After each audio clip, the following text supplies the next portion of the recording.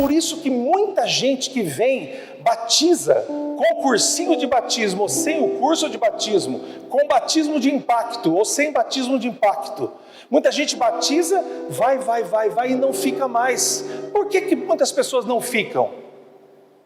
Por que muitas pessoas não ficam? Porque na verdade essas pessoas, elas querem viver a mesma vida que viviam no passado. Que você abrisse a sua Bíblia em primeira carta de Pedro, São Pedro, o grande apóstolo São Pedro. Primeira carta de Pedro, no finalzinho da Bíblia, você vai poder ler comigo.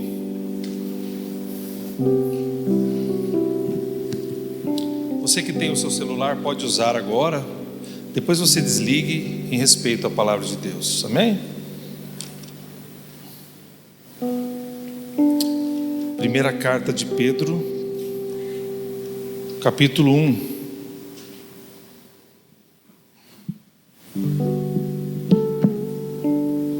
Antes de você ler, eu quero que você feche seus olhos. Senhor, muito obrigado por esses testemunhos, meu Pai. Obrigado pelo que o Senhor tem feito na nossa vida. Estamos indo de fé em fé, de graça em graça. É verdade, com muitas lutas, muitas tribulações, mas nós não estamos sozinhos. O Senhor está com a gente até a consumação dos séculos. Que agora o Teu Espírito Santo tenha primazia em cada coração. Que o Teu Espírito Santo venha falar em cada mente e coração. Repreendemos o devorador que vem tentar roubar esta palavra. E amarramos esses espíritos em Teu nome. Te agradecemos em nome de Jesus. Amém. Queridos, 1 Pedro capítulo 1, versículo 15 diz assim: pelo contrário, assim como é santo aquele que o chamou, sejam santos vocês também em tudo o que fizerem, porque está escrito, leiam comigo, sejam santos porque eu sou santo. Mais uma vez, sejam santos porque eu sou santo. Irmãos, nós temos às vezes olhe para cá agora, nós temos às vezes uma dúvida quando a gente ouve sobre pecado, santidade e vida pura. Esse é o tema da mensagem que nós vamos trabalhar hoje. E nós olhamos assim, pessoas tão antigas, né? Às vezes tem 20, 30 anos de igreja, e nós pensamos assim: esta mensagem de santidade não é para mim. Eu não preciso, eu já sou formado em teologia, eu tenho ITQ, eu sou diaconisa, vai fazer 20 anos, eu sou músico, vai fazer 30 anos, eu nasci na igreja, que é o meu caso. Eu não preciso de mensagem de santidade. Mensagem de santidade é para pessoas que estão chegando agora, acabaram de batizar.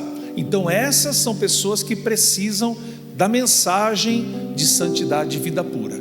No fundo, irmãos, quando nós vemos um pregador falar sobre santidade, nós falamos assim: esse tema não é interessante para mim, esse tema não é bacana, porque eu já sei como é que é. Eu sou velho de igreja, eu sei ler a Bíblia, eu já sei, eu tenho um monte de Bíblia em casa, eu conheço o assunto da santidade. Não é para mim. Coitado do pastor, vai perder o tempo dele, tadinho, vai falar com 2 ou 3.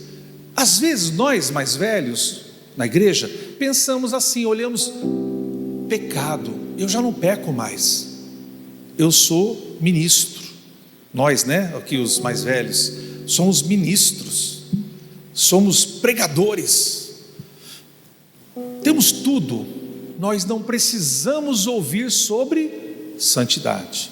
Esse é um primeiro erro e grave que nós, crentes mais experientes, mais antigos, nós temos, e às vezes isso dentro da nossa cabeça. Às vezes você vai num congresso e o pregador vai lá: vamos falar sobre santificação. Você fala: poxa, esse papo aí eu já ouvi. Mas hoje nós vamos trabalhar, irmãos, e entender que este papo não é um papo para quem se batizou agora, quem está começando na vida, tem 1, 2, 3 anos de conversão. Esse papo é para mim e para você, nós que já somos velhos de guerra, amém? Esse papo vale para você que já é diácono faz tanto tempo. Olha os diáconos velhos que eu tenho, irmãos, até a cobertura já até foi judiação. Esse aqui talvez não, mas também já está meio arqueado, vocês viram, irmão? Também, o que o tempo não escangaia, né, irmão? Mas o que nós podemos aprender? Quando nós nos convertemos, irmãos, Jesus não espera uma mudança de hábito apenas, Ele espera uma conformidade com a sua natureza. O que é isso? O que é isso?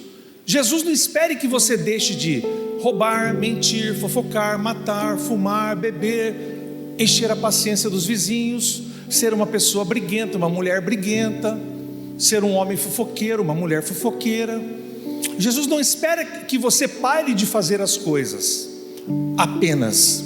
Ele espera que você transforme a sua natureza em semelhança da natureza de Cristo, que é muito mais profunda.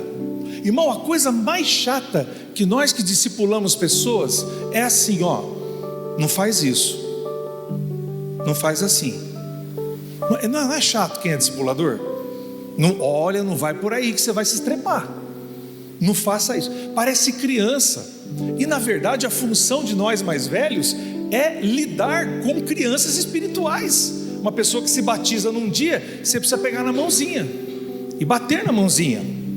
Mas Jesus não espera mudanças de hábito apenas, Ele espera uma nova natureza. O que é uma nova natureza? Pedro diz: sejam vós mesmos santos em todo procedimento, porque está escrito: sejam santos porque eu sou santo. Ou seja, eu não posso me relacionar com Deus na prática do pecado. Hoje o Gabriel fez uma pergunta no almoço referente à mensagem da manhã, que é a mesma mensagem de hoje, e ele fez uma pergunta importante: se eu peco, o que acontece? Você é um crente sincero. Quantos se consideram crentes sinceros aqui? Digam amém. Os que não... Não, brincadeira, não vou fazer essa pergunta. Se você se considera um crente sincero, então você vai entrar no primeiro case, no primeiro caso que eu vou dizer aqui. Você que é um crente sincero, você está no caminho da santificação e vai de vez em quando pecar, cair. Você que está no caminho da santificação vai de vez em quando cair. Mas o que Deus não quer que você faça é viver na prática do pecado. O que é a prática de pecado? É viver fazendo conscientemente o que desagrada a Deus, tentando esconder. E nós vamos aprofundar isso daqui a pouco. Ou seja, eu peco e escondo. Percebe? Eu como crente, eu posso de repente tropicar. Todos nós vamos tropeçar algum momento ou outro. Todos. Mas é diferente você eventualmente pecar na sua fraqueza do que você viver na prática consciente do pecado.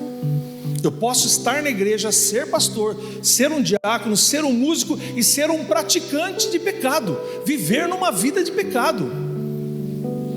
E é exatamente isso que nós vamos falar sobre a natureza do pecado, essa primeira parte que está aqui. O pecado, irmãos, não é um acidente de percurso. O pecado é alguma coisa que nos escraviza e nos separa de Deus.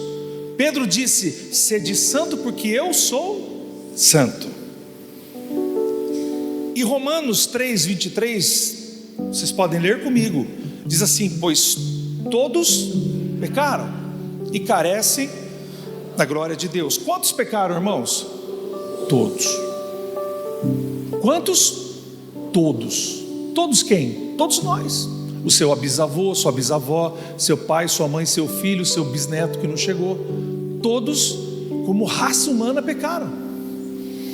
Portanto, irmãos, o pecado, a natureza do pecado nos faz interromper a nossa relação com Deus. Você não pode ter uma relação com Deus porque ele interrompe a sua visão espiritual, ele torna a palavra de Deus sem sentido nenhum e faz você virar um crente de domingo. O que é um crente de domingo? Não é porque você vem no domingo, pode vir no domingo. É um crente que vem cumprir a tabela. Se tivesse ali um marcador de um cartão de ponto, né, alguns crentes chegariam assim, tá, marcava o ponto e iria. É exatamente isso o que faz o pecado em muitas vidas, porque tem muitos crentes que andam segundo uma vida pecaminosa, na prática pecaminosa, e quando o pecado reina, ele exige o trono da sua vida. Jesus disse que nós não podemos servir a dois senhores, ou você vai agradar a um, ou você vai desobedecer ao outro, desagradar o outro. Não dá para agradar dois senhores. Quando você vive uma vida na prática do pecado, você tira o Espírito Santo do trono, e quem reina é o pecado, a carne e o mundo. Você passa a ser servo daquilo que você faz. Ou seja, ao invés do Espírito Santo governar a sua vida, você é governado pelas suas paixões. E aqui é por isso que muita gente que vem, batiza com cursinho de batismo ou sem o curso de batismo, com batismo de impacto ou sem batismo de impacto. Muita gente batiza, vai e não fica mais. Por que muitas pessoas não ficam? Por que muitas pessoas não ficam? Porque na verdade essas pessoas, elas querem viver a mesma vida que viviam no passado. Muita gente que batiza, meus queridos, quer viver com os mesmos amigos do passado. Você está dizendo para mim que eu tenho que romper com os meus amigos? Sim. Nossa, que antissocial.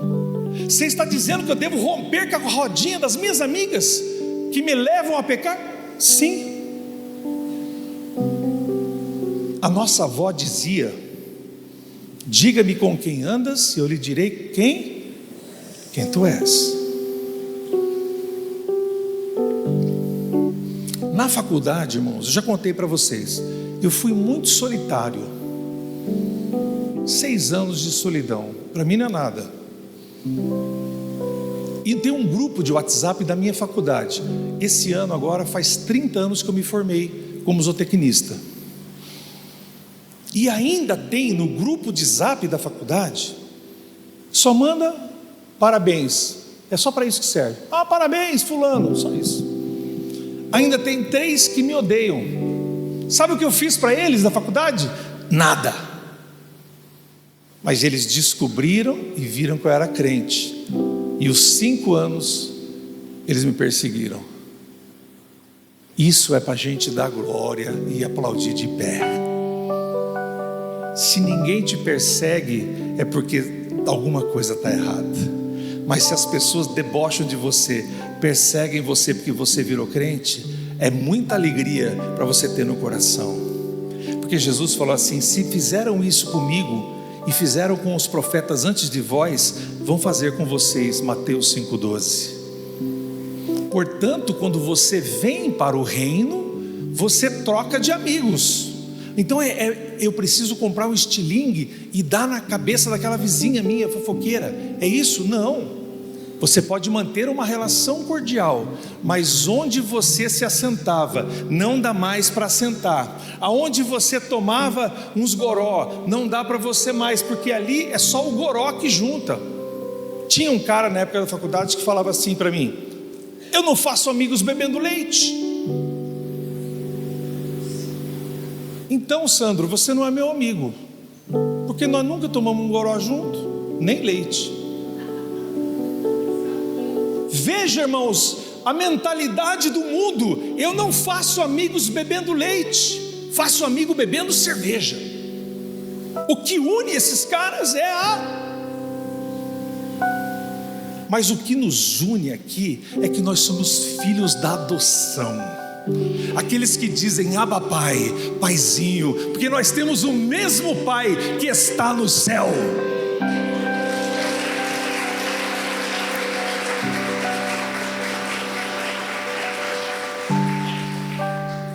Acã era um personagem do Velho Testamento, e Josué recebeu o mandato. Deus disse assim: quando derrubar os muros de Jericó, vem com Josué lutar em Jericó, e as muralhas ruirão. Agora vocês acordaram, né? Eu fiz de propósito. Obrigado, Pai, por esta dica, esta deixa. Quando as muralhas caíram,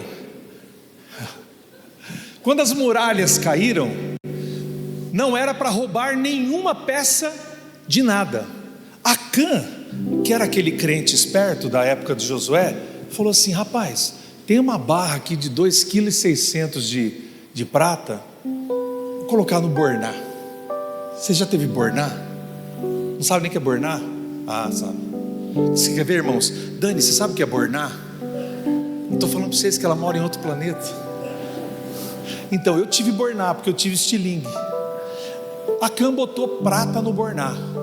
Aí ele olhou o ouro, ele falou assim: esse ouro aqui, rapaz, vamos pegar uma barrinha de ouro?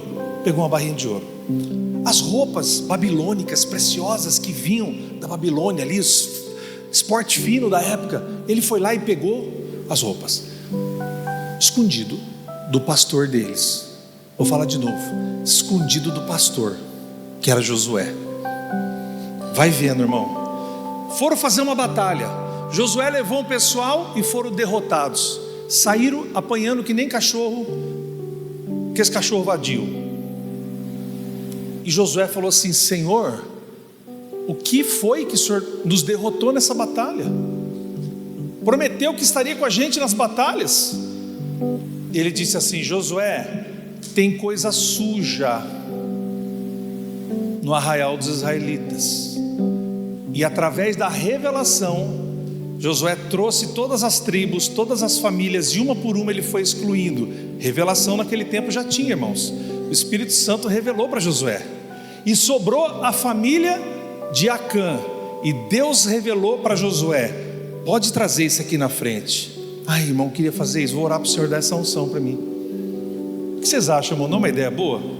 Fazer um domingo da... Eu falo que vai ser domingo da prosperidade. Eu tranco as portas, coloco segurança na porta e começo a fazer esse domingo da revelação.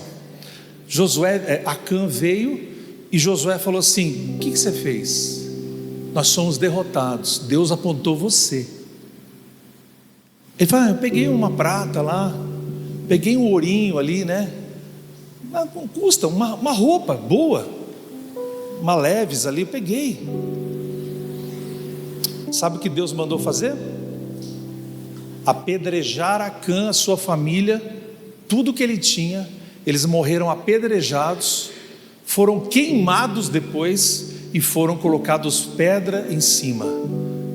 Deus limpou a sujeira que havia no arraial dos israelitas. Josué foi para a batalha. E o que aconteceu?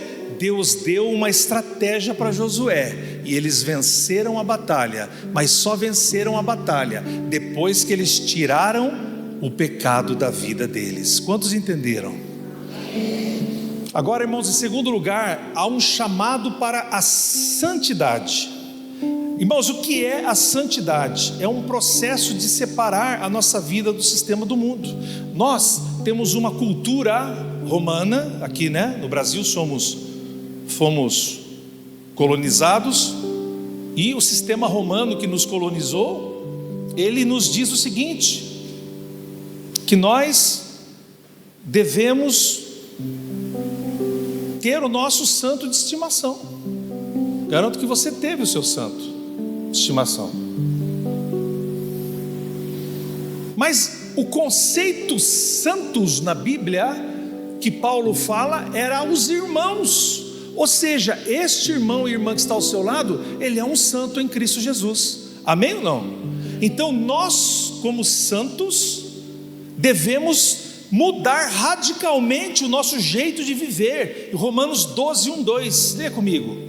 Portanto, irmãos, pelas misericórdias de Deus, peço que ofereçam o seu corpo como sacrifício vivo, santo e agradável a Deus. Este é o culto racional de vocês. E não vivam conforme este mundo, mas se transformem pela renovação da mente, para que experimentem qual é a boa, agradável e perfeita vontade de Deus. Em outras palavras, é preciso que você leve o seu corpo como sacrifício vivo, santo e agradável a Deus. Isto é uma parte da sua racionalidade que tem que fazer. Eu não sei o que fazer para Deus falar comigo. Primeiro, comece a viver uma vida santa. Corte tudo que leva você a pecar. Mas é muito radical, pastor, é muito bitolado. Nós somos radical e bitolado, amém? Não senti firmeza, esse lado está meio, nós somos bitolados e radicais. Também não, esperava mais, mas tudo bem. Saul foi um grande rei, o primeiro dos reis de Israel. Era um homem bonito, alto. Eu até sinto uma certa semelhança, irmãos, neste caso sim, mas não pelo que vai vir agora. Saul era um homem alto, chamava atenção, foi o primeiro rei de Israel. O povo clamava: dá um rei, dá um rei, dá um rei, queremos um rei, queremos um rei. Ele foi o primeiro rei, ele foi ungido por Samuel. Só que Saul, um dia nós vamos estudar a vida de Saul. Ele teve pelo menos 9 grandes pecados na vida dele, e nós vamos falar de um só. Saul estava numa batalha e Samuel não vinha. Samuel era o profeta. Samuel, ele vinha até o acampamento, e quando Saul percebeu que os homens estavam agitados, porque eles queriam fazer um holocausto a Deus, e Saul sai da sua posição de rei, porque ninguém poderia oferecer sacrifícios a Deus se não fosse sacerdote. E Saul não tinha unção sacerdotal, ele tinha unção de rei. Então Saul olha para o lado, olha para o outro. Onde está Samuel? Está atrasado, os caras estão tudo doido aqui, vamos sacrificar. E quando ele começa a sacrificar no lugar do sacerdote, Samuel aparece e diz assim: o que você fez, Saul? Você estava demorando demais. Para acalmar a rapaziada, eu fiz um culto aqui, um sacrifício. Samuel diz assim: a sua família era para reinar sobre Israel, mas agora a sua família vai ser totalmente destruída, porque você usurpou o papel do sacerdócio. E a vida de Saul foi uma tragédia sem fim, até que todos os seus descendentes foram exterminados por Davi. Por quê? Porque nós não podemos viver fora do padrão da santidade. Ele era para ser um rei santo, submisso, mas começou a ser um rei ciumento, a um rei egoísta, a um rei egocêntrico, que se adorava a si próprio, tinha medo, ciúme de Davi, inveja de Davi, e era um homem que começou a consultar espíritos, foi até a cartomante, a mulher que falava com os espíritos. Ele cometeu muitos erros. Agora, irmãos, nós vamos falar sobre vida pura. A pureza, ela não é passiva, pessoal. A pureza, ela exige uma estratégia. Esses tempos eu falei com uma pessoa que recém batizou: mas Deus não fala comigo. E eu disse assim: Ele não fala? Tá bom, eu vou falar com você então. Você, recém batizado, você fez isso. Porque os que estão começando na fé, nós precisamos orientar. A pessoa disse assim: eu não consigo fazer isso. Conclusão: a pessoa se batizou, mas não tirou a vida dela das circunstâncias que a faziam errar. Então ela continua no mesmo lugar que levava ela a errar. Ou seja, a vida pura, você precisa usar a sua cuca, a sua cabeça. 2 Timóteo, que é a carta para os jovens e aos pastores jovens, diz assim: fuja do quê? Das paixões da juventude, siga a justiça, a fé, o amor, a paz, com que os de coração puro invocam o Senhor. A vida pura, meus irmãos, acontece quando nós fechamos janelas onde o inimigo costumava entrar na nossa vida. Quantos estão entendendo? Quando nós fechamos janelas, cada um tem uma janela por onde o diabo pode entrar. Todos nós. Alguns são o vício no celular e tudo que está dentro daqui, que são dezenas de coisas. Alguns têm o vício da língua. Todos têm língua, irmãos.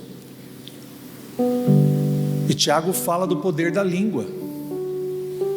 Alguns não conseguem dominar a língua. Alguns têm os seus vícios escondidos. E isso tudo te afasta de Deus. Não é só o jovem que tem que fugir das paixões, somos todos nós. Onde você coloca o seu pé, onde você coloca o seu ouvido e com quem você anda. Meus queridos, Davi era um homem que todos nós conhecemos, um incrível homem que escreveu grande parte do livro de Salmos, um gênio musical, um guerreiro incrível. Davi tinha muitas qualidades, era o homem segundo o coração de Deus. Quando Jesus chegou na entrada de Jericó, o cego gritava: Jesus, filho de Saul? Jesus, filho de Salomão? Jesus, filho de Jeroboão? De quem eles chamavam Jesus? De filho de quem? Filho de Davi, porque o trono de Davi, que era para ser de Saul, a linhagem abençoada, mas por causa dos grandes pecados de Saul, ele foi amaldiçoado por Deus. Olha o que o pecado pode trazer na nossa vida. Então Davi tomou o lugar de Saul, e o reino nunca mais vai sair da linhagem de Davi, porque um dia, quando Jesus reinar milenarmente, 1000 anos lá de Jerusalém, é de lá que sairá o governo. Nós vamos reinar em algumas cidades e lugares. Eu já escolhi a cidade que eu vou reinar. Você já escolheu, irmãos? Vocês vão reinar, vocês não sabiam disso? A Bíblia diz que nós reinaremos com Ele. Nós vamos reinar. Por isso Davi era um homem acima de qualquer suspeita. E de repente, irmãos, ele sai na varanda dele, do rooftop, e vê do palácio dele, ao ar livre, uma mulher tomando banho. Ele aciona o binóculo dele e diz assim: traz aquela mulher para mim. Alguém deve ter dito para ele, né? Davi, essa mulher é casada com o seu general, o homem braço direito seu, Urias. Ele, cego de paixão, traz a mulher, faz um filho na mulher, um filho do adultério. Quando o marido vem, estava em luta por Davi, Davi fala assim: tomou um goró, sobe lá, fica com a sua mulher essa noite. Mais velhos vão entender, né? Fica com a sua mulher essa noite. E ele falou assim: enquanto a arca do Senhor estiver aqui, os soldados do meu rei estiverem dormindo no chão, eu vou dormir no chão. E aí ele chama o seu auxiliar, fala assim: coloca Urias na frente de batalha, para uma flecha boba matar ele. Uma flecha boba mata Urias. E quando ele mata o seu general, olha o que o adultério faz. Homens, olhem para mim. Olha o que um rabo de saia pode fazer com um homem. Mulheres, olha o que um rabo de calça não dá. Como é que é o ditado de homem? Olha o que um careca pode fazer na vida das mulheres. Não é dos carecas que elas gostam mais? Não é? Não? Amém. Obrigado, Senhor, por esta cobertura espiritual. Cuidado, mulheres. Cuidado, homens, com o olho que cobiça dentro da igreja. Ninguém falou fala Deus. Cuidado com o zóio que cobiça dentro da igreja. Amém, igreja? Aquele homem poderoso, o rei segundo o coração de Deus, mata o marido, traz a mulher. E quando nasce a criança, ele todo felizão, Deus põe a criança 7 dias na UTI. E ele fica barbudo, sujo, sem comer, pedindo para Deus, deitado no chão 7 dias, para que Deus não matasse o menino.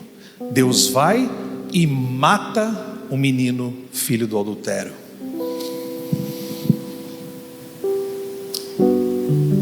O profeta Natã vem até Davi e diz assim: Davi, um homem tinha uma ovelhinha, o outro tinha muitas ovelhas. Davi tinha mais de 6 mulheres na época. Deus o livre e guarde, né, irmãos? Amém? Deus o livre e guarde, amém. Aqui, né, também, né, ele tinha, até a intérprete ficou doidinha agora aqui, ó. Davi tinha mais de 6 mulheres, nada comparado com Salomão, que tinha 1000. Alguma coisa não funcionava na cabeça desse homem. E Natã diz assim: Davi tinha um homem com uma cordeirinha, ele era pobre, só tinha uma cordeirinha. E Davi escutando no trono, profeta Natã, cuidado com os profetas, hein, irmão, os profetas vêm trazer a verdade. Ele disse assim: um homem muito rico tinha várias cordeirinhas, várias ovelhas, e Davi escutando. E esse homem rico falou assim: eu quero a ovelhinha desse pobre aí. Foram lá, roubaram a ovelhinha do pobre e levou para o rico. O rico ficou com mais uma ovelhinha. Davi se levantou do trono, deu um tapa assim, bum!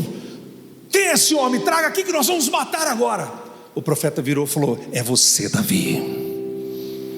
Deus está dizendo que a sua família vai ser uma desgraça, porque você não se manteve puro, homicida, traidor. A sua família vai ser uma desgraça. E assim foi uma desgraça a família de Davi. Deus perdoa Davi, perdoa Batseba e dá um filho bonito chamado Salomão, o rei mais sábio e mais poderoso da terra. Porque não importa o que você fez no passado, Deus restaura você e a sua vida para um plano maior.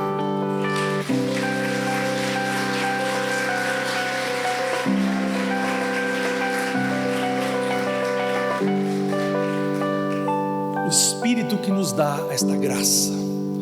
Nós não alcançamos a santidade seguindo normas apenas.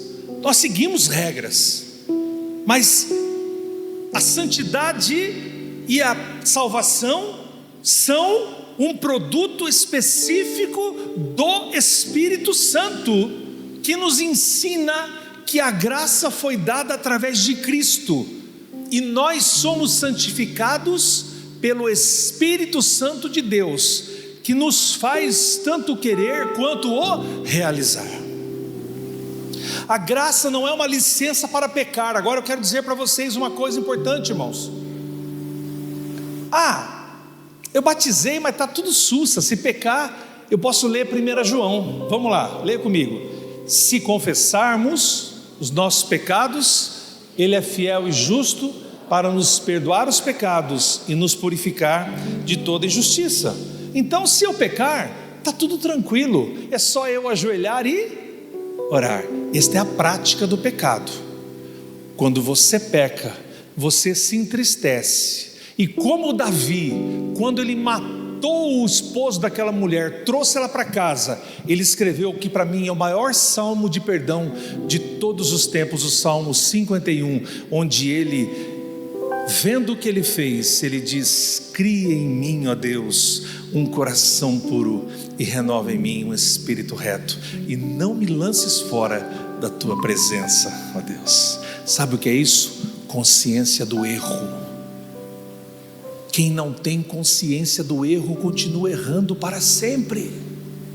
Mas quem nos dá esta consciência do erro é quem? O Espírito Santo. Quantos tem aqui o Espírito Santo de Deus? Deixa eu ver. Todos que se entregaram a Jesus têm o Espírito Santo. Mas existe um menino na Bíblia chamado Giase. Ele era o funcionário de Eliseu, do grande profeta que substituiu a Elias. Eliseu, um homem de 14 milagres, chega na porta do profeta Eliseu, Naamã. general, príncipe de guerra, de outra nação, e traz um grupo de soldados e carruagens, e diz assim para o Geazi: ó, chama Eliseu, me mandaram ir até aqui, tenho lepra, eu quero ser curado por Eliseu. A lepra era uma doença terrível. Hoje ainda nós temos como tratar, como identificar. A lepra era o fim de carreira. E Eliseu, jogando um PlayStation, de lá de dentro ele diz: fala para Naamã se banhar 7 vezes no Rio Jordão, manda embora. Naamã diz assim: eu sou general, alta patente, esse rapaz não vem nem me receber, pensei que ele fosse fazer um holocausto, ungir com óleo, alguma coisa, ele manda esse moleque aqui, ele não quer se banhar no Rio Jordão, e depois ele acaba se banhando 7 vezes nas águas do Rio Jordão, e a lepra de Naamã se foi. Aleluia. E ele oferece para Eliseu: Eliseu, ó, tem aqui quilos de ouro, quilos de prata, roupas, especiarias, quero presentear você. Quantos não aceitariam? Todo mundo aceitaria, até o pastor aceitaria. Eu não sou Eliseu, né, irmãos? Mas Deus disse assim: não pega. Se Deus te falar para não pegar, você não pega. Olha só o que aconteceu com Acã. E Geazi, que não era bobo e nem nada, ele vai atrás. Quando chega lá na metade do caminho, ele fala assim: seu Naamã, pararam os cavalos. O que foi, meu filho? Chegou 2 profetas de Efraim, lá das montanhas, e vieram aqui falar com o profeta Eliseu. Eliseu pediu se não dá para levar umas mudinhas de roupa para eles, aquelas de linho fino, tal, bacana, não dá para levar? E aí ele diz: claro, meu filho, pode levar. Ele enche 2 sacolas e vai embora. E ele entra em casa para falar com Eliseu. A sacola estava amoitada, escondida. Irmão, não adianta você esconder pecado do pastor. Não, eu só estou olhando para você porque você está aqui perto. Deixa eu virar para cá. Não adianta esconder pecado do pastor. Não adianta. Amém?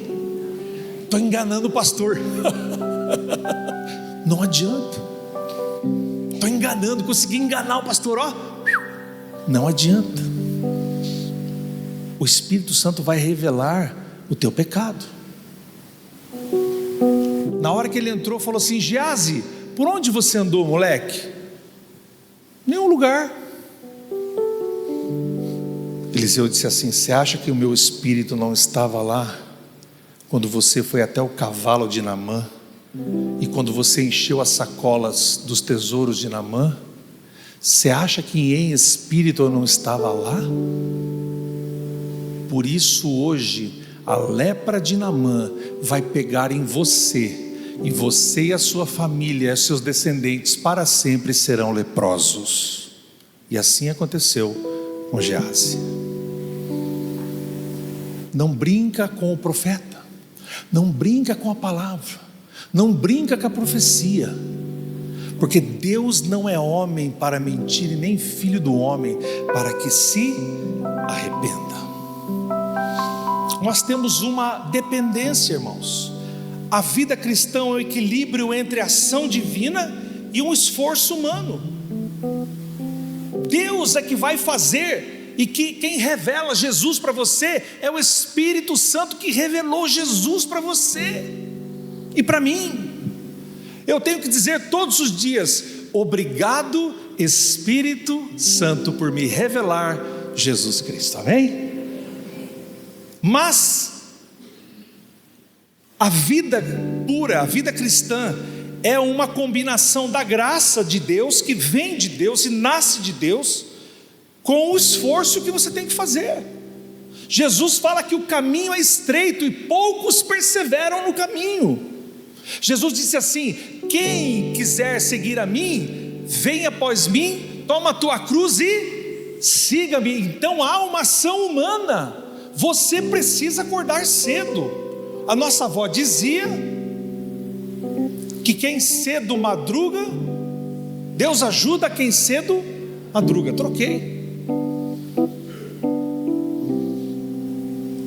Filipenses 2,12 diz assim: assim, pois, meus amados, como vocês sempre me obedeceram, não só na minha presença, mas muito mais agora na minha ausência, desenvolvam a sua salvação com temor, tremor, porque Deus é quem efetua em vocês tanto o querer quanto o realizar segundo a sua boa vontade. Paulo disse assim: eu não vou estar na casa de vocês, mas vocês obedeçam ao pastor, a palavra de Deus, porque o verdadeiro pastor orienta pela palavra de Deus. Quando o pastor não estiver, quando o seu irmão, amigo, diácono, irmão aqui da igreja não estiver te vendo, desenvolva a sua salvação com temor e tremor. Ananias e Safira, um casal, e naquela época, em Atos, havia-se um acordo, e esse acordo não há mais, porque isso não é um mandamento apostólico, de que tudo que eles tinham, eles vendiam e colocavam na mão dos apóstolos. Os apóstolos dividiam para a comunidade. Vamos dar um exemplo? Você tem um terreno que vale 300 mil, você vende, traz aqui e eu divido entre nós. Todos comem igual, todos vestem igual, todos estão na mesma comunidade. Era assim que funcionava. Hoje nós damos nosso dízimo e oferta, mas naquela época era assim que funcionava a igreja. Depois a igreja foi funcionando de outras formas, mas esta forma de dividir era dessa maneira. E Ananias vende um terreno e chega para Pedro e entrega a oferta. Pedro fala assim: você acha que eu não sei que você está dando o dinheiro errado, porque você está escondendo uma parte do dinheiro? Era o nosso acordo. Você vende tudo, todos vendiam tudo e viviam em comunhão. Aquele dinheiro era repartido pelos apóstolos, ninguém roubava ninguém. E aquele homem chega e entrega um dinheiro falso, porque ele não estava entregando tudo. E ele, pumba, cai morto na frente de Pedro. Pedro fala para os moleques: leva para lá. Chega a esposa e entrega um dinheiro. E ele disse assim: você acha que o Espírito Santo não me falou que você e o seu marido não estão roubando o Senhor, trazendo uma parte do dinheiro e escondendo outra? A mulher, pumba, infarto, morre, leva para lá. O que esta lição nos traz? Ananias e Safira, eles cometeram a hipocrisia, a falsidade, a falsa santidade, e isso é um mal que pode estar aqui dentro de nós. Eles morreram imediatamente por mentir, não a Pedro, mas para o Espírito Santo, que era o chefe da igreja, e é o chefe da igreja. É o Espírito Santo que está no lugar de Jesus, como o Consolador, como o Paracletos. Ele está aqui, o Espírito Santo está em nós. Portanto, Ananias e Safira, eles roubaram no dízimo deles, que era diferente. Eles roubaram no valor, achando que o Espírito Santo não ia saber que estavam roubando. Em outras palavras, irmãos, o pecado tolerado é uma nuvem que impede que Deus desça sobre você com uma nuvem de glória. Quando nós estamos vivendo na mentira e no pecado, há uma nuvem que impede que a verdadeira nuvem de glória desça sobre nós. Irmãos, Deus expõe as suas sombras, não para que você seja ridicularizado, mas que você possa trazer tudo que é ruim na sua vida para fora. Tudo que é ruim na sua vida para fora. E agora eu quero perguntar para você: existem gavetas trancadas na sua vida que você esconde? Existem quartos escuros na sua vida onde Deus não pode ter acesso porque você não quer dar acesso? Existem áreas na sua vida seja você pastor, obreiro, diácono, diaconisa, dos grupos, existem gavetas trancadas na sua vida que Deus não tem acesso, que você não quer dar a chave para Deus abrir as gavetas e os quartos escuros da sua vida. Tem gente que diz assim, presta atenção que eu vou falar para vocês. Tem gente que diz assim: se o pastor vier falar um ai para mim, eu saio da igreja. Alguém já ouviu isso? Mas se ele que banque o besta de vir falar alguma coisa para mim, eu saio da igreja na hora. Sabe o que eu vou dizer? Porta da rua, serventia a casa. Porque eu quero aqui gente que seja pastoreável, gente que goste de ser pastoreada, gente que abre o coração e diz para o Senhor: entra no quarto onde nunca entrastes. A música antiga dizia: tira a sujeira escondida aqui. Nós estamos diante do altar para que o Espírito Santo abra as gavetas sujas e tire tudo de ruim dentro de mim e de você, para a honra e glória do Senhor. Se o pastor vier, se a diaconisa vier falar um negócio para mim, um negócio, que tipo de crente é esse, irmãos? Se pensar em puxar minha orelha, eu saio na hora.